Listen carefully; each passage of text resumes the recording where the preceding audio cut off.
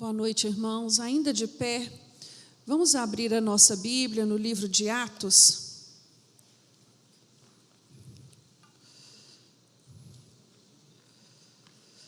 Atos capítulo 16.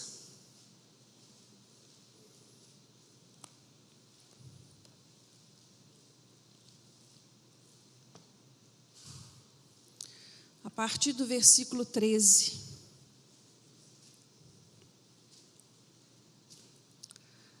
Atos 16, versículo 13, nos diz assim: No dia de sábado, saímos da cidade para a margem do rio, onde julgávamos haver um lugar para a oração. E assentando-nos, falamos às mulheres que ali se reuniram. Certa mulher chamada Lídia, vendedora de púrpura da cidade de Tiatira, que servia a Deus, nos ouvia, e o Senhor lhe abriu o coração para que estivesse atenta ao que o Paulo dizia. Depois que foi batizada, ela e a sua casa, convidou-nos, dizendo: Se haveis julgado que eu seja fiel ao Senhor, entrai em minha casa e ficai ali. E nos convenceu a isso. Indo nós ao local de oração, saiu-nos ao encontro uma jovem que tinha um espírito de adivinhação, a qual, adivinhando, dava grande lucro aos seus senhores. Ela, seguindo a Paulo e a nós, clamava dizendo: Estes homens que nos anunciam o caminho da salvação são servos do Deus Altíssimo. E isso fez ela por muitos dias. Paulo, porém, incomodado, voltou-se e disse ao Espírito: Em nome de Jesus Cristo, ordeno-te que saias dela, e na mesma hora saiu. Vendo os senhores da jovem que a esperança do seu lucro estava perdida, prenderam Paulo e Silas e os levaram à praça na presença das autoridades. Apresentando-os às autoridades, disseram: Estes homens, sendo judeus, perturbaram a nossa cidade e nos pregam costumes que não nos é permitido receber nem praticar, visto que somos romanos. A multidão levantou-se unida contra eles, e as autoridades, rasgando-lhes as roupas, mandaram açoitá-los com varas. Havendo-lhes dado muitos açoites, lançaram-nos na prisão, ordenando ao carcereiro que os guardasse com segurança. Ele, tendo recebido tal ordem, lançou-os no cárcere interior e lhes prendeu os pés no tronco. Perto da meia-noite, Paulo e Silas oravam, cantavam hinos a Deus, e os outros presos os escutavam. De repente houve um terremoto tão grande que os alicerces da prisão foram abalados. Abriram-se todas as portas e foram soltas as correntes de todos. Amém. Em pé, assim mesmo como você está, feche os seus olhos agora. Tira um tempinho para falar com Deus, pedir a Ele que ministre a sua palavra no seu coração. É sempre muito importante nós buscarmos do Espírito Santo de Deus capacitação para entender a palavra do Senhor, porque senão são meramente letras. Mas nós queremos ser tocados nesta noite, Senhor. Nós queremos ser transformados. Nós queremos ser alimentados pela Tua palavra. Por isso, meu Deus, nós te pedimos, nos dá inteligência, nos dá entendimento, nos dá discernimento. Meu Deus, fala conosco, Senhor, pela Tua infinita misericórdia, Deus, fala comigo, fala ao meu coração. Ajuda-nos, Deus, ajuda-nos, Senhor. É o que eu te peço no nome de Jesus. Amém. Pode assentar. Esse relato, ele é conhecido, né, da maioria de nós. Não tem como não chamar a nossa atenção, né, o que aconteceu com a vida de Paulo e Silas nessa prisão.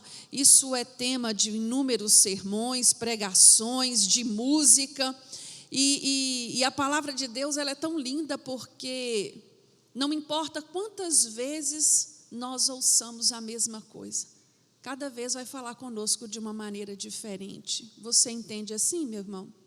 Eu entendo assim, e eu creio que hoje Deus quer falar conosco, especialmente nesse episódio. Eu gostaria de meditar com os irmãos a respeito da intervenção de Deus na nossa vida. Quando Deus intervém, o que é intervir? Se nós fôssemos fazer uma análise da palavra intervir, né, qual é o entendimento que vem a nós?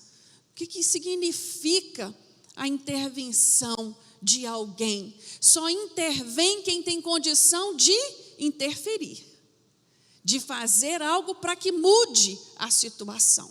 Intervir na vida do outro ou na situação do outro requer primeiramente do interventor uma autoridade e um poder dado a ele para isso. Por exemplo, o Congresso Nacional do nosso país, ele tem o poder de intervir nas decisões que dizem respeito a toda a nossa nação. É a autoridade dada àquela instituição. E essa autoridade pode ser dada também a uma pessoa, né? De intervir na vida do outro. Mas quando nós fazemos essa análise, nós temos que entender que nós estamos olhando e analisando num plano humano. Num plano humano, né? E que não tem como comparar com a intervenção de Deus.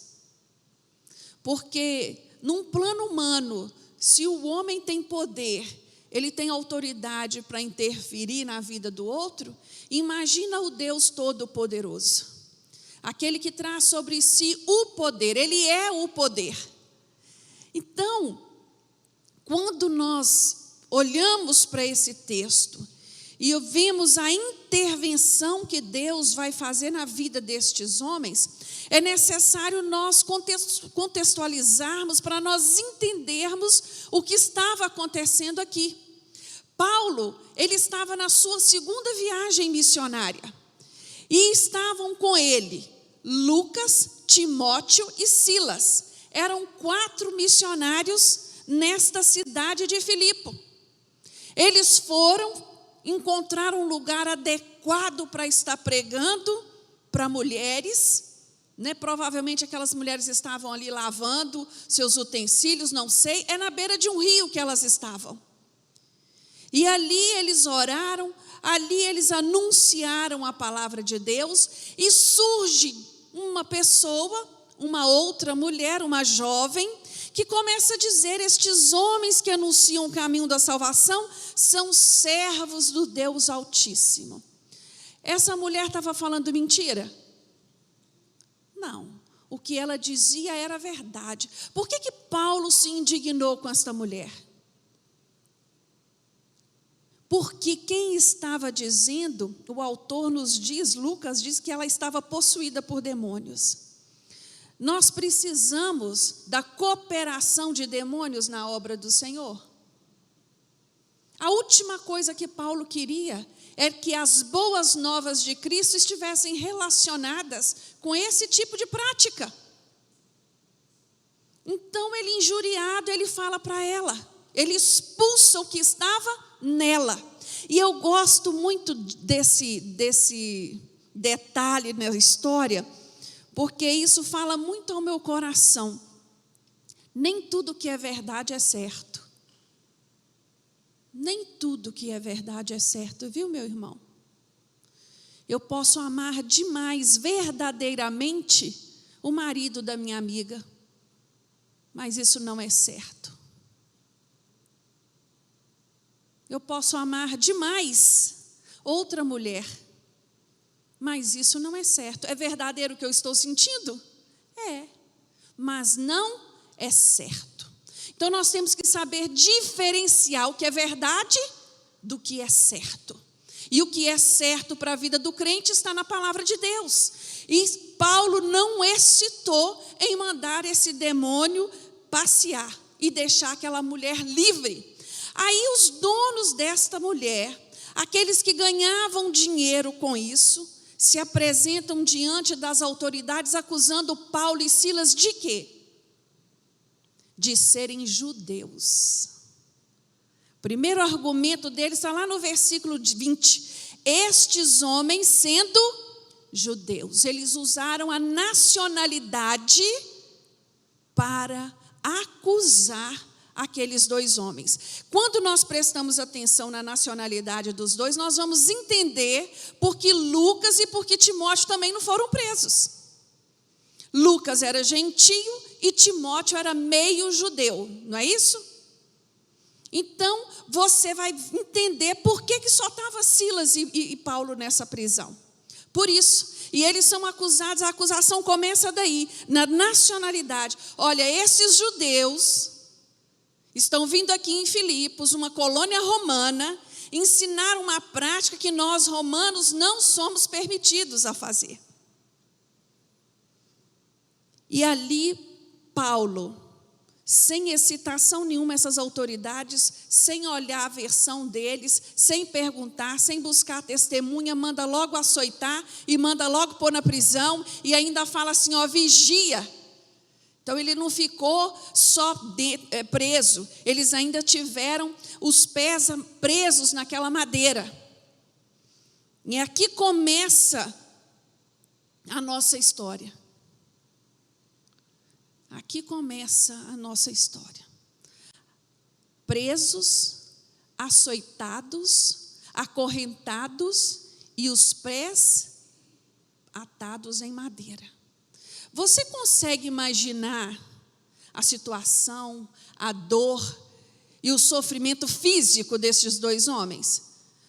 Você é capaz de mensurar, pelo menos um pouquinho, o que estava acontecendo fisicamente no corpo desses dois homens?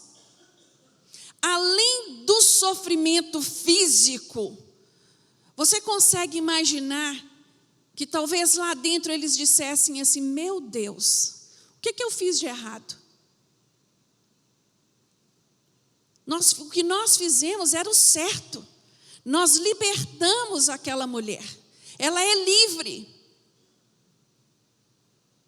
E é interessante que quando nós vamos lendo, como nós fizemos aqui, em nenhum momento você vê o relato de que esses homens começaram a murmurar, a se rebelar ou a desanimar a respeito de Deus. Pelo contrário, a palavra diz que de perto da meia-noite, Paulo e Silas começam o quê? A orar e a cantar hinos ao Senhor. Irmãos, primeira coisa que eu aprendo aqui a respeito da intervenção de Deus na vida do crente. Você quer experimentar o milagre? Você quer experimentar uma intervenção sobrenatural da parte do Senhor na sua vida? Então ore e adore ao Senhor. Ore e adore ao Senhor. Era isso que esses homens estavam fazendo. Eles não estavam ali lamentando e nem chorando a sua sorte. Eles estavam dando glórias ao Senhor. E eu gosto muito disso porque o próprio Paulo vai escrever aos Filipos mais tarde uma carta aos Filipenses, lá no capítulo 4, no versículo 6, e vai dizer àquele povo, não estejais inquietos com nada, com coisa alguma. Antes, apresentai o quê? As suas petições e as suas súplicas em oração e ação de graças. E ações de graças. Ações de graças é o quê? É dar glória a Deus, é louvar o Senhor. Está difícil? Eu estou cantando. Está doendo? Eu estou adorando. É isso que Paulo vai ensinar àqueles homens, talvez até resultado desta experiência, né? Ele já estava ali ministrando, não sei, isso aí é conjectura minha. Mas esses homens começam a orar, começam a cantar, e eu imagino que Paulo, um homem experiente em milagre, ele deve ter pensado assim, Deus vai intervir ao nosso favor. Vai incomodar lá o general que nos mandou prender, a autoridade que nos trouxe aqui. Ele vai fazer alguém vir aqui nos tirar. Em nenhum momento eu acredito que Paulo pensou assim: vai ser um abalo sísmico que vai nos libertar daqui.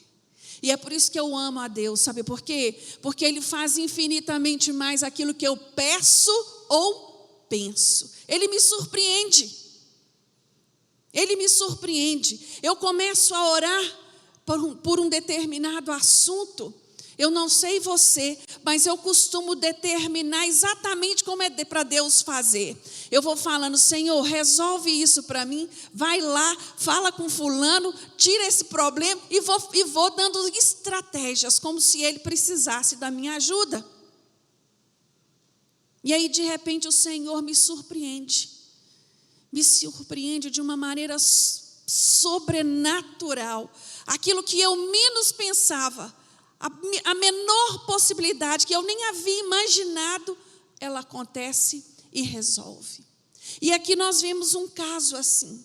Esses homens, eu tenho certeza que no seu coração eles esperavam a intervenção de Deus, mas não imaginava que seria da maneira que foi.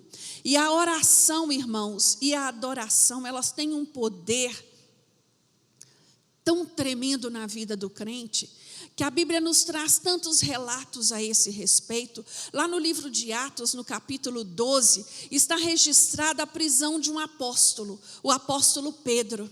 E ele vai preso por ordem de Herodes. E enquanto Pedro estava preso, a igreja fazia o quê? Chorava? Orava. E a Bíblia diz que a igreja orava incessantemente. E Deus envia um anjo que tira Pedro, ninguém vê nada, leva Pedro lá para a igreja. Existe um outro relato na Bíblia que está no livro de Êxodo, no capítulo 17. Os amalequitas vão atacar o povo de Deus. Moisés chega para Josué e fala para Josué: escolhe os melhores guerreiros, vai à luta, porque eu vou para o monte orar. Irmãos, eu amo essa passagem, porque Josué podia ter pensado assim: epa, peraí, eu vou pegar na espada, eu vou enfrentar o inimigo e você vai orar? Porque tem muita gente que pensa isso, sabia? Tem muita gente que pensa que orar é coisa... Sabe o que eu entendo nessa passagem de Êxodo 17? Moisés ensinando para mim e para você: você quer vencer as suas batalhas? Vença-as primeiro no mundo espiritual, amém? Lá é que nós ganhamos as nossas pelejas, para depois visualizá-las aqui. Por isso Moisés vai orar, e enquanto Moisés orava, Josué prevalecia. Josué prevalecia. A palavra de Deus, meus irmãos, está ensinando a mim e a você: o milagre que você precisa, ele passa por esse caminho, o caminho da oração e da adoração. Segunda coisa que eu aprendo aqui nesse texto, é de que a intervenção de Deus a nosso favor, ela sempre vai nos surpreender. Ela sempre vai nos surpreender, porque nós, na nossa limitação como ser humano, nós não temos a capacidade de mencionar o mover e o agir de Deus. Nós entendemos que servimos a um Deus que vê lá na frente. Às vezes nós estamos buscando algo, preocupadas com o imediato, com a situação de hoje. Mas o Senhor não, o Senhor vê lá na frente. Eu penso que no mundo de hoje, aonde nós estamos extremamente ansiosos, extremamente estressados, extremamente esgotados emocionalmente, porque vivemos um estilo de vida que eu não creio que o Senhor projetou isso para nós, mas nós temos vivido assim. Muitas vezes nós perdemos o alvo, nós perdemos o foco. E na nossa ânsia de querer uma solução, nós temos a tendência de buscar, querer criar ajudas para o Senhor. E eu quero te dizer nessa noite, Deus não precisa da sua ajuda.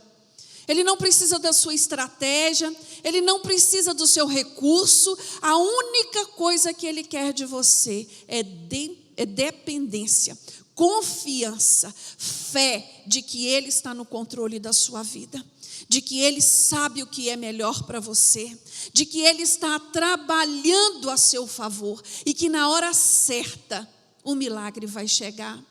Amém? E a terceira lição, a terceira verdade que eu entendo neste texto a respeito da intervenção de Deus é de que todas as vezes que há a intervenção do Senhor, acontece ali também a libertação. Quando nós olhamos para esse episódio, Deus permite esse terremoto, e quando nós lemos mais à frente, a partir do versículo 30, então tirou-os para fora, dizendo: senhores, o carcereiro faz isso, o que é necessário que eu faça para me salvar? Responderam eles: crê no Senhor Jesus Cristo e serás salvos tu e a tua casa. Então lhe pregaram a palavra do Senhor e a todos os que estavam em sua casa. Tornando o carcereiro consigo naquela mesma hora da noite, lavou-lhes as feridas, então logo foi batizado e todos os seus. Olha que coisa linda. Deus não libertou só Saulo e Silas. Aí você para e pensa assim: por que Saulo e Silas foram presos? Deus queria fazer algo maior. O nome do Senhor seria glorificado com esse terremoto e a libertação de Saulo e Silas, de Paulo e Silas, seria através dos cristãos, através dos apóstolos, iam ficar maravilhados com isso. Mas quando ele alcança o carcereiro e alcança a sua família, o que Deus faz ali naquela cidade? Deus abre uma igreja. Deus abre uma igreja. Deus não libertou apenas Paulo e Silas, Deus libertou toda uma família das correntes do pecado, da cadeia do pecado. E eu fico maravilhada porque quando nós olhamos para a nossa história, o Senhor nos alcança, o Senhor nos liberta, e por tabela o que vai acontecendo? Nós vamos alcançando nosso irmão, nosso sobrinho, nosso primo, nossa mãe, nosso pai, e assim nós vamos trazendo a nossa família para a presença do Senhor. Não é assim que acontece? É assim. Apenas Deus traz e com isso Ele causa todo um reboliço na família daquele um.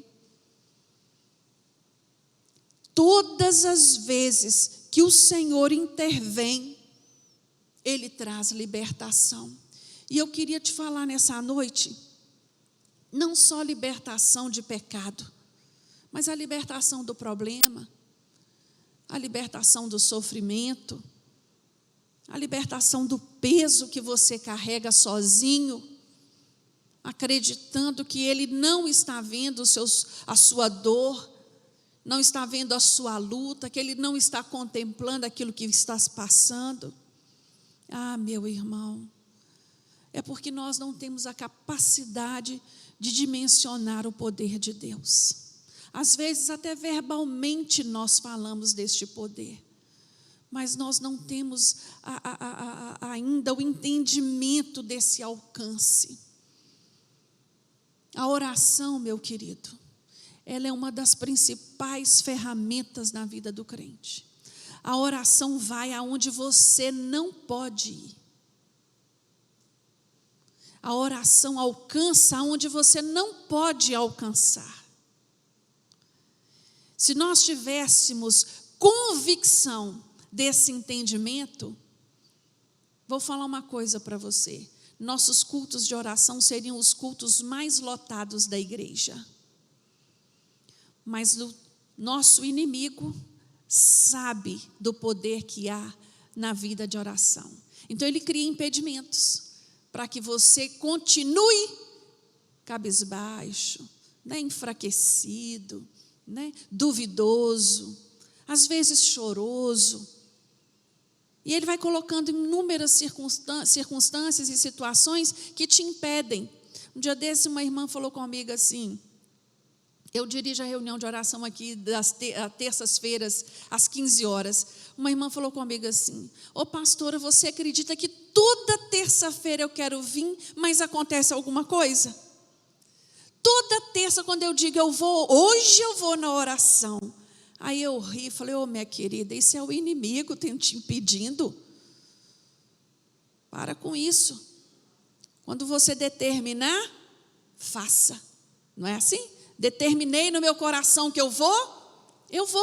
Porque motivos e situações vão surgir para que você não venha. Motivos e situações vão surgir para que você não ore. Às vezes, quando eu vou orar, não sei se isso acontece só comigo, mas eu acho que é só comigo que acontece. Eu começo a orar, daí a pouco me perdi. Aí eu paro e penso assim, Senhor, tem misericórdia de mim. Está repreendido no nome de Jesus. Tempo de orar, irmãos, é tempo sagrado. Tem que fazer parte da vida do crente. Você não pode orar só quando você está na igreja. Você tem que ter o hábito de orar, de falar com Deus, de falar com o seu Pai, de criar esse relacionamento. E eu queria te dizer nesta noite, Deus, Ele quando age ao nosso favor, quando Ele intervém ao nosso favor, de acordo com esse texto que nós acabamos de ler, o milagre e a intervenção do Senhor na nossa vida não fica só para nós. Alcança os que estão à nossa volta. E isso é lindo, porque Ele impacta todos que nos conhecem. Não é maravilhoso quando nós recebemos o testemunho de alguém que alcançou uma vitória, alcançou uma cura? Você fica cheio. Traz um renovo sobre a sua vida. Aqui nesse evento, Paulo e Silas foram libertos da cadeia. A palavra de Deus não fala como Lucas e Timóteo ficaram extasiados, mas eu posso imaginar que sim, não é? De tabela, o carcereiro, impactado com tudo que viu, creu e levou a sua família a crer, foram batizados ali na mesma hora, foram alcançados por este milagre. E é isso que o Senhor quer fazer na minha vida e na sua vida. Se nós desejamos verdadeiramente viver milagres que impactam a vida do nosso próximo, nós temos que aprender a pedir a Deus. Nós temos que aprender, Senhor, me levanta com poder e autoridade, me usa nesse tempo da última hora, me dê palavras, meu Deus, coerentes com aquilo que eu vivo, me dê fome, me dê sede da palavra de Deus, me ajuda a ser sal, me ajuda a ser luz. Não quero ser um crentinho meia boca. Eu quero que as pessoas olhem para mim e não tenham dúvidas de quem eu sirvo. Não quero ser apontado. Não quero viver uma vida recorrente nos mesmos erros. É isso que nós temos que buscar de Deus. E quando eu entender isso, eu vou vivenciar os milagres que eu necessito. Os milagres que eu necessito são quais? A minha provisão, não é? O meu descanso na minha vida financeira, a minha saúde física, o bem-estar da minha família. A Bíblia nos ensina assim, que aquele que busca primeiro o reino de Deus, todas as outras coisas vos serão acrescentadas. Que você possa, meu irmão, buscar o Senhor incessantemente. Fez uma campanha, começa outra. Fez outra campanha, comece uma outra. Não desista do seu milagre. Eu poderia aqui apontar várias pessoas que tiveram que fazer um bom tempo de campanha para alcançar o seu milagre, mas alcançou. Então persevere, porque vale a pena servir a esse Deus Todo-Poderoso. Amém? Eu quero te convidar a ficar de pé, agradecer a Deus por você estar aqui hoje. Todas as vezes que eu venho à casa do Senhor, eu me sinto privilegiada. Eu fico pensando em quantos gostariam de estar aqui e não puderam vir. Seja por inúmeros motivos, seja por enfermidade, né? Seja por outros impedimentos. Mas eles não estão aqui, mas prova ao Senhor que eu estivesse. E eu tenho que reconhecer, né, esse privilégio de poder estar na casa do Senhor, da liberdade de poder bendizer o nome dEle, de louvá-lo e adorá-lo. Senhor nosso Deus, muito obrigado, meu Deus. Muito obrigado por estarmos aqui reunidos em Teu nome. Quando nós saímos da nossa casa, nós não viemos aqui, Deus, para encontrar apenas os amigos e os irmãos, mas viemos principalmente para adorar ao Senhor, porque só Tu és digno, Deus, de toda honra e de todo louvor. Só Tu és digno de toda adoração. Nesta noite, Deus, nós queremos reconhecer a nossa total dependência do Senhor. Meu Deus, nos ajuda, Senhor. Nos ajuda nas nossas fraquezas. Fortalece, Senhor, os nossos pés. Vai firmando, Senhor, o nosso caminho. Vai tirando de nós, meu Deus, tudo aquilo que não Te agrada. Nós entendemos, meu Deus, que é só através da santidade que seremos capazes de nos achegar a Ti. Porém, por isso, meu Deus, eu lhe peço nesta noite, nos ajude, Deus, a nos santificar cada dia mais, que aqueles empecilhos, aqueles tropeços sejam tirados do nosso caminho no nome de Jesus. Nos ensina a resistir às nossas fraquezas, meu Deus. Nós, por nós mesmos, nós não temos condição de nada, mas nós fazemos menção do nome do Senhor, o nome que é sobre todo nome, um nome que há todo poder. Nós Te adoramos, meu Jesus, nós nos rendemos aos Teus pés nesta noite. Esta é a nossa oração. Amém.